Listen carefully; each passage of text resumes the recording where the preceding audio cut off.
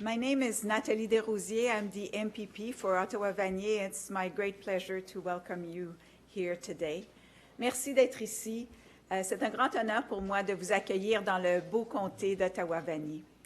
I want to acknowledge that we are on unceded and unconquered territory of the Algonquin, and it's an important aspect of the good work that I think we're going to celebrate today. So the spirit of Rideau High continues, I think, is the theme of today. It's now my honor to introduce Barbara Dumont Hill, who's the First Nation Algonquin who was born on the Kitigan-Zibi Anishinaabe Reserve. She's a drum keeper, she's a community volunteer, a spiritual advisor. Elle travaille avec la GRC et d'autres agences, mais elle continue évidemment de poursuivre ses réflexions pour vraiment bien représenter tout l'avenir et tout ce qu'il y a à donner à notre communauté. Barbara. Thank you.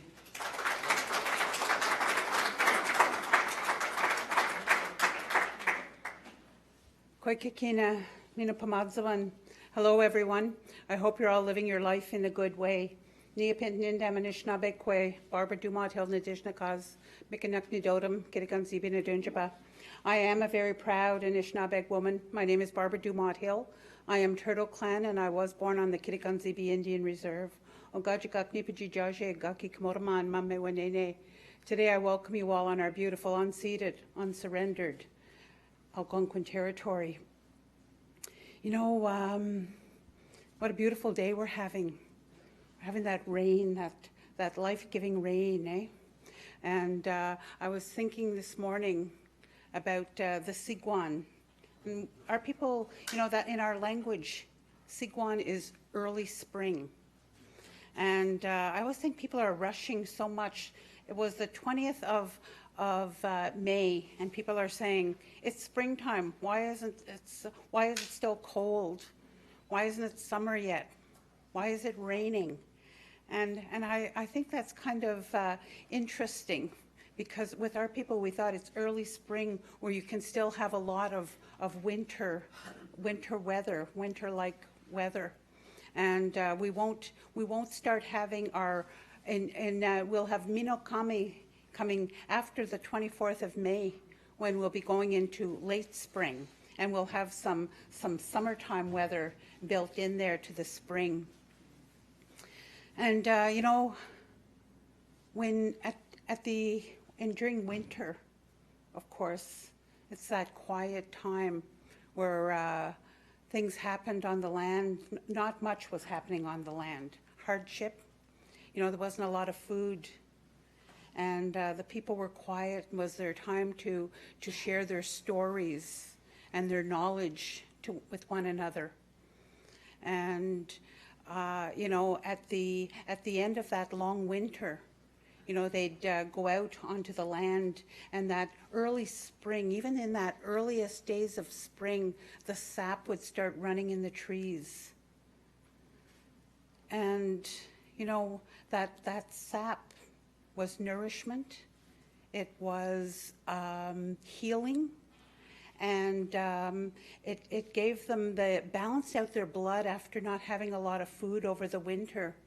And so how good it was for them to get that sap, that life-giving water right off the bat in the spring. And I think how amazing that is from those trees. And at the same time here, you know, I live not too far from the Ottawa River, and I'm looking out at the river on Sunday. I'm not that close. I had to drive there, walk there, but looking out at the river, and there was this big ice flow running down the river, the center of the river. And on Tuesday when we went out, that ice flow was gone. It's almost like it had never been there. And you know, it just had disappeared, and we won't think about it again till next fall, when we're dreading that season then, because we're always dreading something, it seems, you know. And We need to learn to live and enjoy, to be in this moment. You know, and as that water, that ice breaks down in that water, and that water, there's movement. The earth is thawing now. And that water, it's making its way, the blood of our Mother Earth, making its way through the earth, bringing you know, the little plants, rejuvenating the grass, causing the trees to bud. All these beautiful things that we get in the spring. And as late spring comes, you know, those little plants are going to come through the earth and flower and show their beauty, share their beauty with us. And those buds on the trees are going to, one day we'll just look out and there'll be leaves blooming. And the grass will be green and lush. And we'll want to be okay with to go and sit on it and lie in that grass and feel the Mother Earth beneath us. And I was thinking about that as I thought about this school. This place that has held a lot of buds, a lot of rejuvenation, a lot of our youth. A lot of minds have bloomed here in these hallways. You know, not too long ago when I came in here, the chatter that I would hear and the beautiful faces that I would see. And it seemed so quiet when I walked in here today, even though there was a few of you standing around. There was a quietness and a sadness as I walked through the doors today. What this school has been missing, what it needs. And who are we, you know, to not allow, to squash those minds, to not give them that place where they can bloom still, where they can create the joy and the laughter, and create the leaves and that sap that is going to feed another generation. This school is not, it might have gone through its winter time, but it's still in its prime of life, to give hope for diverse cultures, for people who need a place to grow, for the community to share. And just like that spring feeding life into the earth, that's what we will get as this place is used in that good way. You know, when we have something taken away from us, it changes who we are. Some of us will never get back what was taken away. And I think how sad that is. Sad for old ladies like me, but we don't want our youth to have anything more taken away from them. We want them to be given every possible opportunity. We want everyone to stand up and say they deserve, they need, and they are going to have. That nothing is going to be taken away from anyone, any youthful mind again. We all can work for this. We have responsibility to be better, to do better, to create change for every young person in this area, every young person who walked through this school at any time. We want to give them that hope. I would like to start your day. That wasn't my beginning. I just want to, I want you to start in a good way. And I'd like to say a prayer that was said here on this territory, all across Great Turtle Island. for thousands of years. You know, and it's so important to hear the way we pray, the way we prayed a prayer that was taken away from us for a long time. And it's very important to have that prayer brought back, because somebody thought we were pagan. And I say, if that is the case, I always tell people I am a born-again pagan today. So I'm very grateful for everyone gathered here today in this circle together. And I ask the Creator to be here with us, to touch each one of us today, to open our ears, to open our minds, to open our hearts, so that we are all one and we are working towards the good of all. I'm grateful for our grandfather, the sun, who shares his light with us each day, and our grandmother, the moon, who lights up our night sky and breaks down our seasons for us. I'm grateful for our sacred Mother Earth, who provides everything we need to live our life in a good way. And I'm grateful for the sacred air, the breath of Mino Manido, and the sacred water, the blood of our Mother Earth, that quenches our thirst and brings life into the world. I'm grateful for the winged, the four-legged, the swimmers and the crawlers.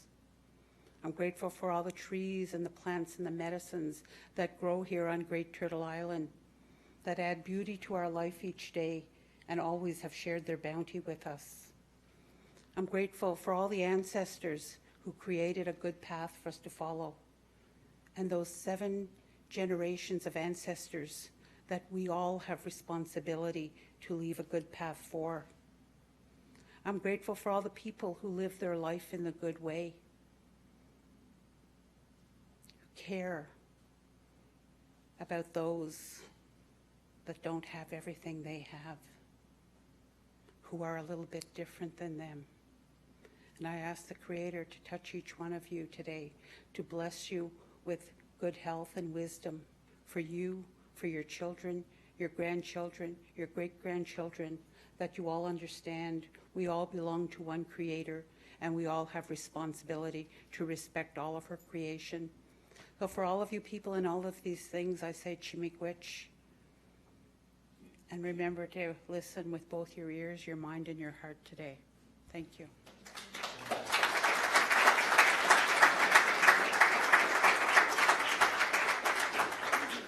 Oh, miigwech, Barbara, for such a beautiful prayer that really sets up so beautifully the moment that we are sharing today. Merci beaucoup.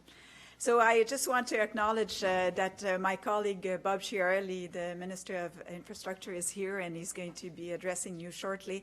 I think I've seen also Toby Nussbaum, who's the councillor, and here, and Mathieu Fleury as well. Sorry, I didn't see you right away. So I just want to welcome them on this great occasion of that we celebrate today.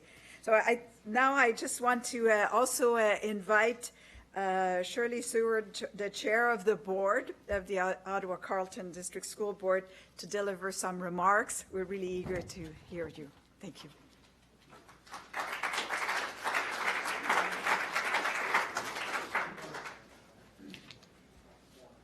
Thank you very much, Nathalie.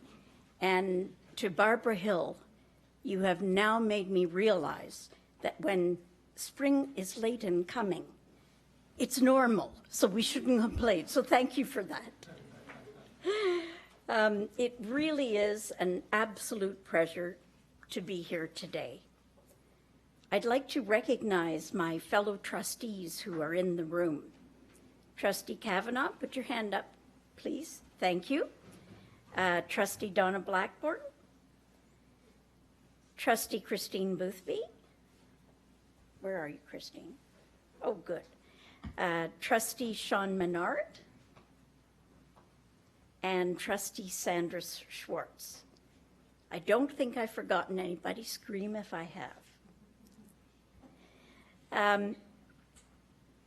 When our district made the very, very difficult decision to close Rideau High School, For many of us, we did so because we believe all students deserved rich programming, and we were confident that the very special Rideau students would be welcomed and would excel at their new school, Gloucester High School. They did, and they are. From time to time, we visit Gloucester, and we see how they are in the halls. We see how they have made new friends as the two communities come together. But it was very, very hard. And so it was not a decision taken lightly. We were thinking of the students first. We were also very encouraged by the advocacy. That's not mine, I hope. Is it? Oh dear, that's embarrassing. Could you turn it off, please?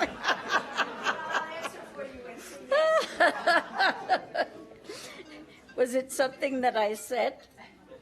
Thank you very much. We were very encouraged by the advocacy work of Ottawa Native Foundation Center and the Rideau Rockcliffe Community Resource Center. Both organizations wanted to work in collaboration with the staff and the trustees at the board, and also with a very special person, the Premier's Special Advisor on Community Hubs. And they wanted to champion the idea of a community hub being located here at Rideau High School.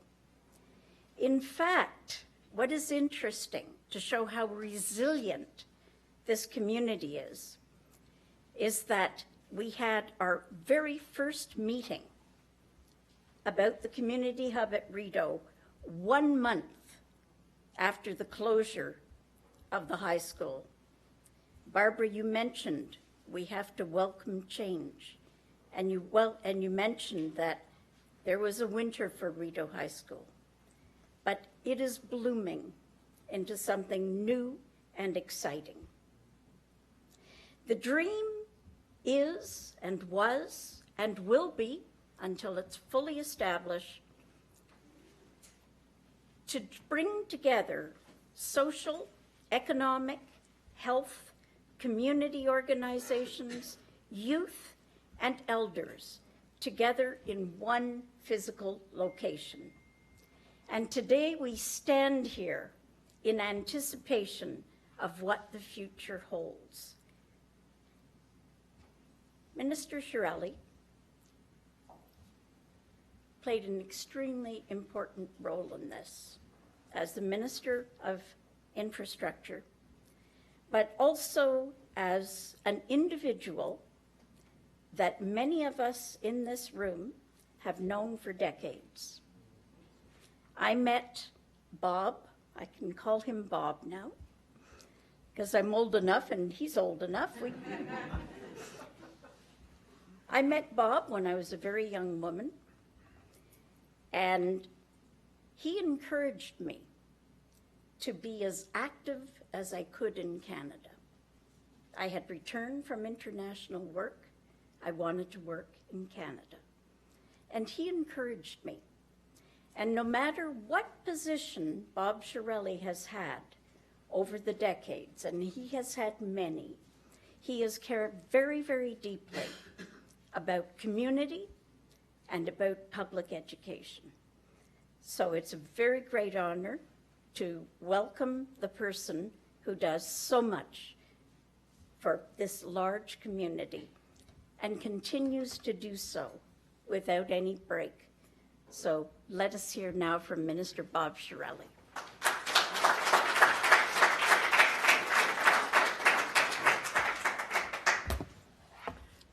Thank you very much, Shirley. I want to start by saying I too want to acknowledge we're on the traditional territory of the Algonquin, and I want to acknowledge the long history of First Nations and Métis people and to show respect for them here today.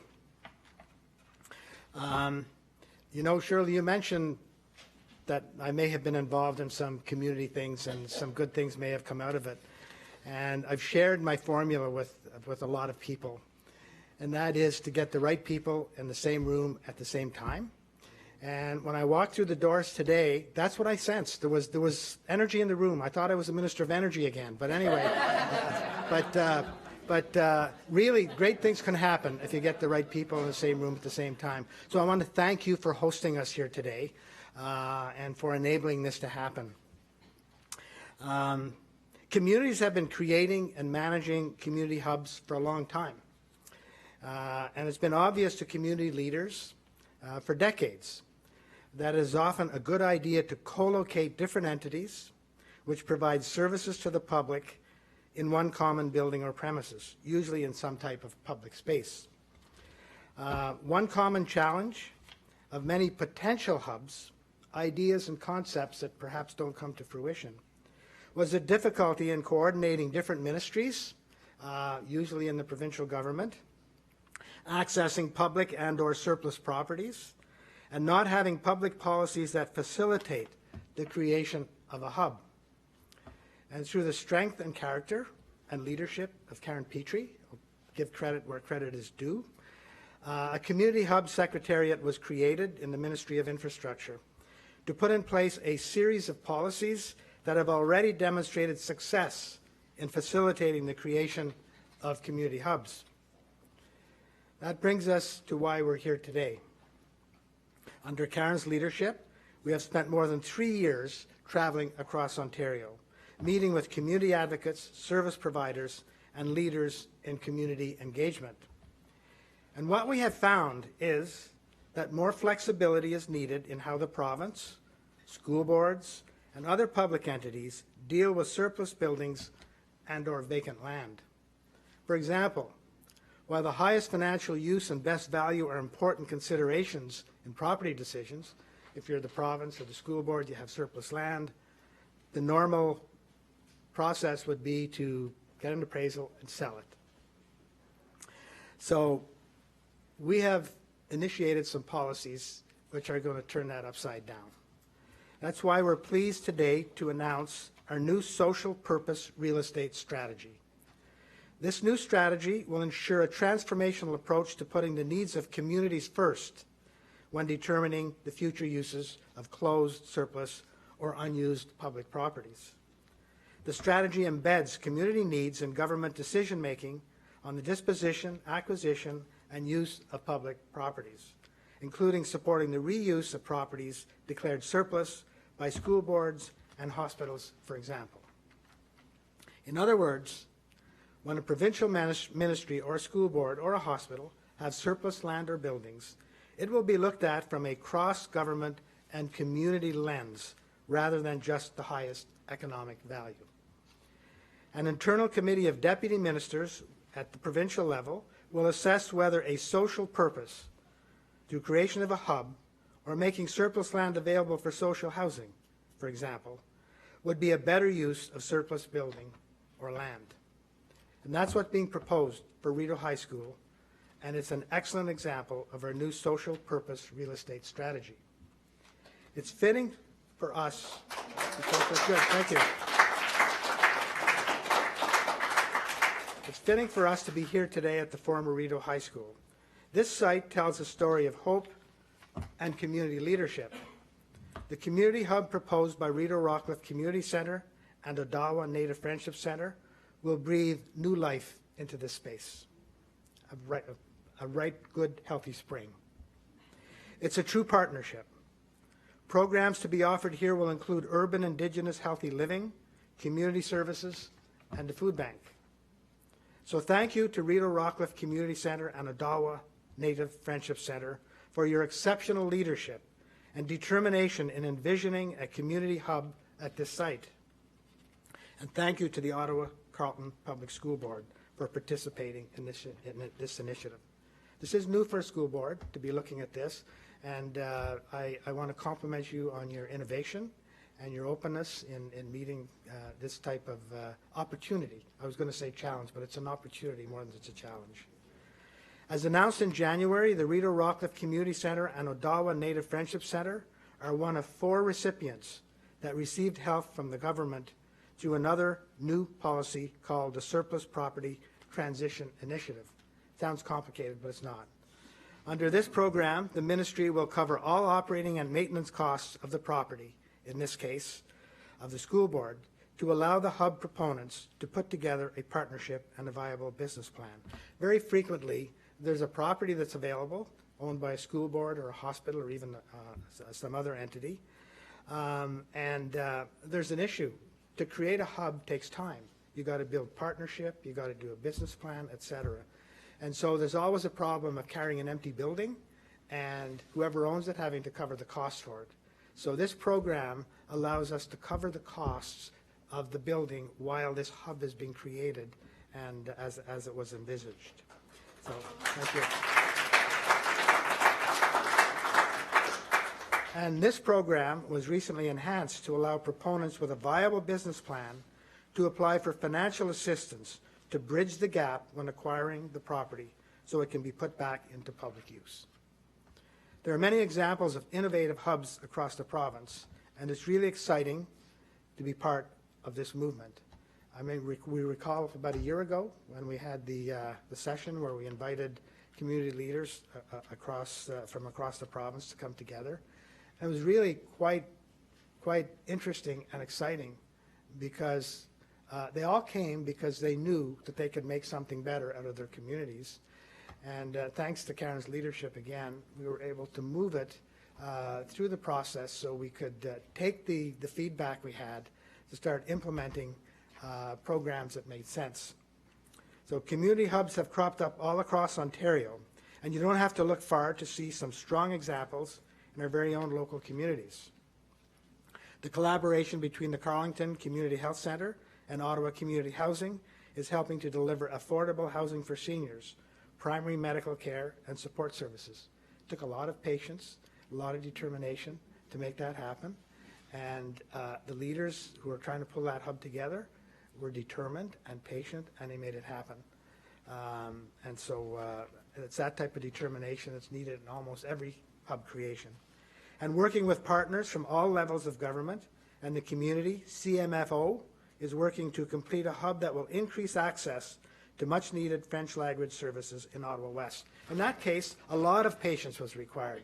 It initiated about 4 or 5 years ago, and it was up, open again, up and down all over the map, and finally people who were involved in it said it's going to work, and they had the determination to actually make it work, and so we're very, very pleased to see that happen. In addition to the social purpose real estate strategy and the Surplus Property Transition Initiative, we're also launching the new facilitation program. This new application-based program may provide funding to community groups to hire facilitators that will support their community hub development projects. A lot of times you need to build a business plan, you need architectural advice, etc. And so what this does is it's an application-based. You have the possibility of receiving some funding to hire a professional who can help you with the facilitation and the professional work that needs to be done. Community hubs isn't about one policy, one place, or one service. It's about putting in place a spectrum of supports, the ones that I outlined, so that community leaders have the tools they need to create local success. Launched almost a year ago at our groundbreaking stakeholder summit, which I mentioned, www.communityhubsontario.ca offers free resources on community hub development, including webinar training sessions, an advanced mapping tool, resource exchange opportunities, and many other tools. And so, with those few words, it is now my pleasure to introduce Karen Pitre. I'll say a word or two about Karen, in addition to what I've already said. Karen was appointed Special Advisor to the Premier on Community Hubs in 2015. She has extensive stakeholder consultation, strategic planning, and project management experience. She and the team within our ministry have been key to moving forward with these whole-of-government changes designed to get public spaces into active reuse more quickly for the benefit of the community. And she has had a lot of patience, believe me. to move these policies through government and to say, you know what, we're not just going to sell the property and put the money in the bank. We're going to take the long way around to make some good things happen for the community. So one by one, these policies were adopted over a period of time. I know because I was in Treasury Board, and I saw it evolving, and was often in meetings with Karen. So Karen, take it away. It's all yours.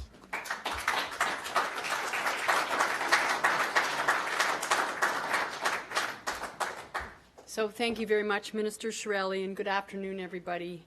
I'm really happy to be here today to talk about the government's new social purpose strategy. And I've told a number of people, I 15, and I've said, you know, the Premier and I, we talked about this, and on the Friday of March break, there was a press release that said, you know, I would be doing this, and since we didn't really know what this was, it was quite good that it was just a Friday of March break. I heard from everywhere, from all across the province, from every sector about this conversation, and it was a bit daunting on Monday morning. I thought, oh my gosh, I have no idea what we're doing, and everybody wants to have a conversation. So it's been an amazing journey, and I think we heard loud and clear from the stakeholders. We put together this action plan and in a strategic framework and action plan with 27 recommendations, some of which are really hard. And I call it moving the mothership, which is how do we move the government to do what community wants, which is always somewhat disconnected. And one of the major areas that people had talked about was property, and how we deal with property, and how we just get rid of it, and we don't even think about what the needs of the community are when we do that.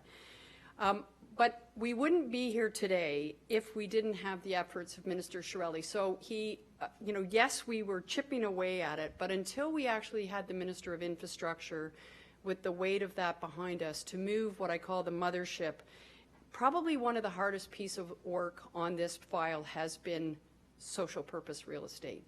And you can appreciate there's a whole number of people in the government that think we should sell, high value, don't worry about community, we just need the money. So to be able to turn people around and understand the value proposition that you understand, that we need this for community, has been really, really challenging. So a huge shout out to the Minister, because I think it's the only reason we are here is because he understood that, and having been in the communities like this has made that a huge accomplishment. So I would say to you, and we did have a summit a year ago, and we sort of laughed because we, again, didn't really have an agenda, and we put out that we would have this, and immediately we had 500 people sign up and say, we're coming.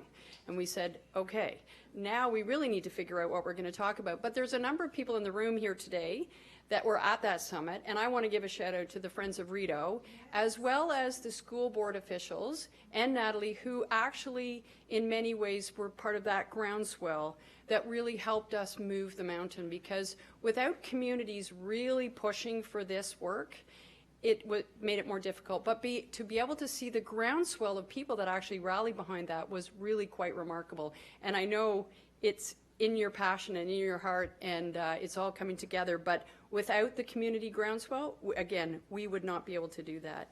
So as I mentioned, we put out a progress report, a second progress report actually, where we sort of looked at 60 different community hubs from across the province. And one of the things that drives government crazy is we don't define a community hub. And if you know government, they like to define it, put it in a box, this isn't, you know, and we need to define it. But what we've been managed to convince people is that actually it's more of a program delivery. It's an integrated service delivery model to meet the needs of local communities. So it could be health, justice, library, friendship center, community service, you name it. And what we have found is people do name it, and we have all kinds of examples where people want to be a hub, but we really know that it's bringing services together to meet the needs of the communities they serve. So in addition to the excellent community hubs example that we talk about today and the Minister mentioned in Ottawa, I just wanted to give you a few other examples to tell you the kind of work that's happening across the province, and we're hoping that these kind of projects actually, we learn from them and we actually do more of them. But a couple of examples where we're looking at repurposing school properties in partnership with communities. So in Hamilton, Dewa Dedenays, and I think I have that right, is an Aboriginal health centre which will be repurposing a former elementary school into a community hub. It involves community partners, school board, municipal, community foundations, all working together for the common good. And that is tricky. As you say, having the right people in the right room at the right time is the first step, but then actually working through all those things. This hub plans to offer Indigenous and non-Indigenous services, including culturally safe healthcare, recreation, wellness programming, early years childhood, and family support. So the city of Hamilton has a very large and active urban Indigenous population, and it's located near the Mississaugas of the New Credit First Nations and the Six Nations of the Grand River Reserve, the most populous Indigenous reserve in Canada. So the ability to develop a culturally appropriate one-stop shop in this area responds directly to the needs in their community. Another example in Grey County, again, municipality is repurposing the Sydenham Community Elementary School to develop a regional skills training center and an innovation community hub. So again, completely different and different partnerships. It's going to focus on skills training, and it will be linked to the regional secondary schools. It'll support the goals of Employment Ontario, Ontario Works, as well as the regional partners. And it was really based on the Premier's highly skilled workforce expert panel, which is building the workplace of tomorrow. So one last example where we're using school board property is in North Bay. And again, it's the District of the Nipissing Social Service Administration Board, so the DSAB, which is leading the development of an early years and childcare community hub. And it's in a public school, which will address the lack of early years and licensed childcare programming that are currently available for Indigenous families within the Nipissing District. It will again provide Indigenous cultural, linguistic, and family-oriented programs and service in a culturally safe environment. The local elders and Indigenous partners will support programming and services in the hub to meet the diverse needs of the Indigenous community. So those are three examples of the program that we talked about earlier, that is the Surplus Property Transition Initiative, which allows the school board to work with its community partners to not sell the property, to hold on to it while we develop and nurture these hubs in these public assets. So in addition to these locally driven programs, the province has moved forward in supporting community reuse of public spaces in a couple of other ways. The province has acquired 2 public schools in Toronto to ensure that children's autistic and family support services are maintained in their community. These would have, again, had we not had the program in place, the school board needs to sell the property, and we've actually taken them on to make sure those services are continued. And in a slightly different model, which represents the the social purpose real estate, Ontario's Fair Housing Plan, where the province is creating more than 2,000 rental and affordable units, is leveraging the value of that provincial land to develop new rental and affordable housing units in Toronto. So these will pave the way for stronger neighborhoods by allowing that market and affordable rental housing on property that, again, under the former regime would have just been sold to get the maximum value. So you can see why we don't define our community hubs. Could be childcare, health, skills training. Really the important ingredient in all of this is what is it in the community that we need. So I would have to say to you that are starting down this journey, it's not easy work, and I think you're right. We have to celebrate each step along the way, because I'm sure there will be moments where we think this is a lot of work. But I want to say, under the leadership of the Premier and the support of Minister Chiarelli, and I call it the Mighty Hubs team at the Ministry of Infrastructure, they've really put the push into this to make it happen. And it really, there's the leadership at the provincial level, but at the community level, the local champions and the school board. So I want to give a real shout out to the staff at the school board as well as the trustees, because some of the early conversations were with the school board staff, who I know are in the room today because I've already seen them. And we sat down and talked about how this could work, because they were very interested in supporting this going forward. And having a willing partner, obviously, is an important ingredient. And we know there will be challenges and we have to overcome them, but where there's the power of positive thinking, I really do believe that we can do this, and we will continue to learn from you. And I always say that if it's not working, tell us. We have our lovely Hubs team at the back that are going to actually make sure that we work through all those issues. So I think it's really important to understand that we're in new uncharted territory, and when you say the rules don't work, we just need to know what those rules are, and we'll try and figure out how we're going to fix them. Not a guarantee that we can, but at least we'll know they're not working. So we're really excited at the progress that's been made in the 3 years on the Community Hubs initiatives. We continue to remove barriers, build community capacity, and really enhance the local planning to support the local champions that are in the room today, and to make it much easier to develop and strengthen the community hubs in Ontario. So we look forward to continuing these. The second intake of that surplus property transition, they're all going to be looking at these examples and say, how do we do that? So we'll make sure we shine a light on that. And the new facilitation services program, where people have told us they need help. So we appreciate all the work that you've done to get us to this point in the community, and we look forward to working with you to make sure it is successful and help you along the way. So thank you very much.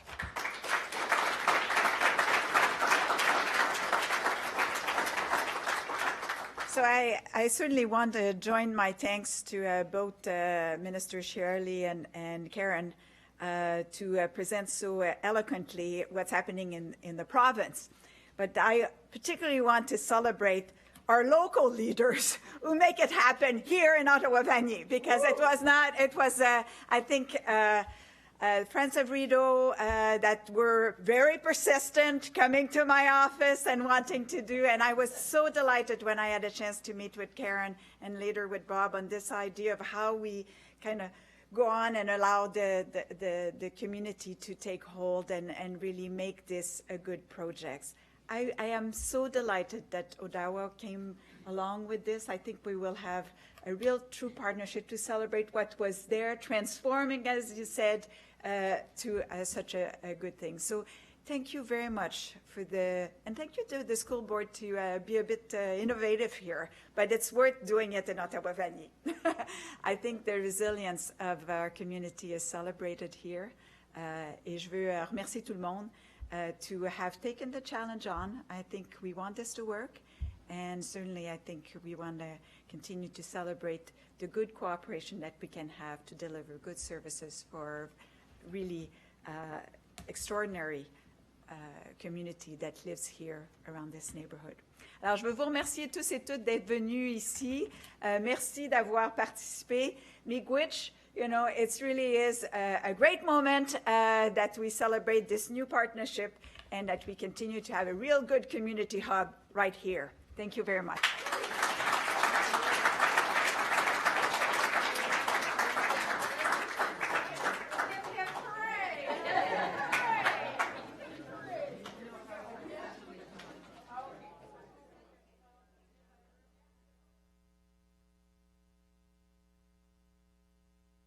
That's okay.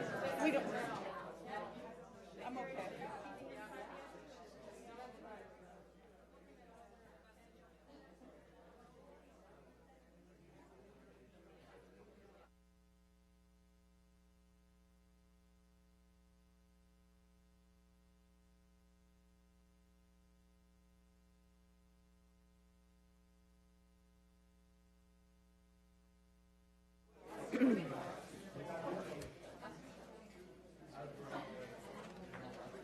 It's,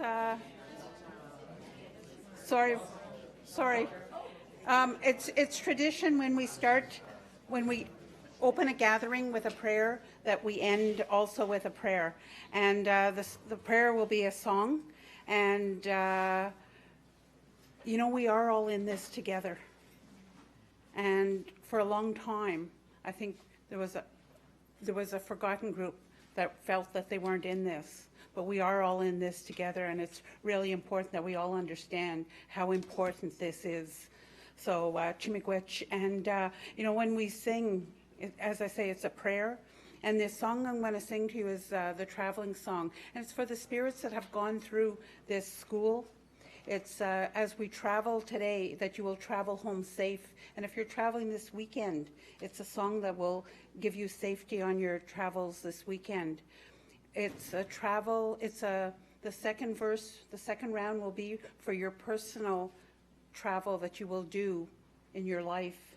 The third round I sing is for this new journey that you're on with these hubs and working right here. And the fourth round is for the people, anyone traveling into the spirit world. If you can join along with me, I'm very happy when people join along. It's very easy. Our people had songs that we didn't have words. It was a lot of vocables, so everybody could join in.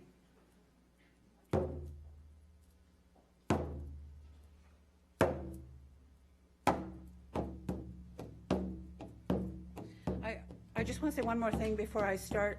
You know that it's that heartbeat. We don't know why we like drumming, but it's the first sound we ever hear in our lives is our mother's heartbeat. And so we feel good, we were protected and safe, and that's the way we all need to be, all the way our youth need to be, is protected and safe. Way, ah, hey, ah, hey, oh. Way, hey, ah, hey, ah, hey, oh. Way, hey, ah, hey, ah, hey, oh. Way, hey, ah, hey, ah, hi, oh. Way, hey, ah, hey, ah, hey, oh. Way, hey, ah, hey, ah, hey, oh. Way, hey, ah, hey, ah, hey, oh. Way, hey, ah, hey, ah, hi, oh. Way, hey, ah, hey, ah, hey, oh.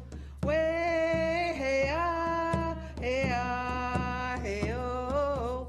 Way, hey, ah, hey, ah, hey, oh. Way, hey, ah, hey, ah, hi, oh. Way, hey, ah, hey, ah, hey, oh.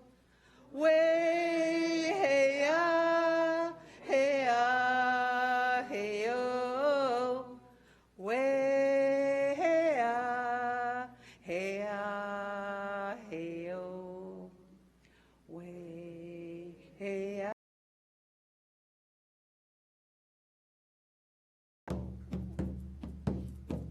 Travel home safely, everybody. Have a wonderful journey.